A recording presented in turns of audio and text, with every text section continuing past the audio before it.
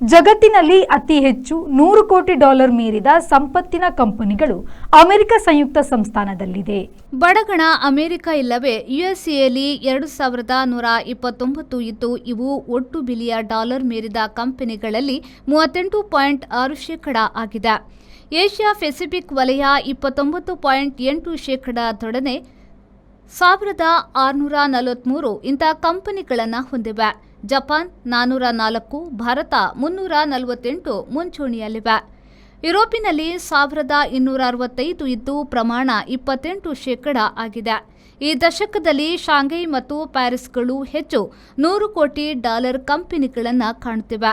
ಉಳಿದಂತೆ ಮಧ್ಯಪ್ರಾಚ್ಯ 309, Latin America, Caribbean 141, Africa 45 ಸಿರಿವಂತ ಕಂಪನಿಗಳನ್ನು ಹೊಂದಿವೆ.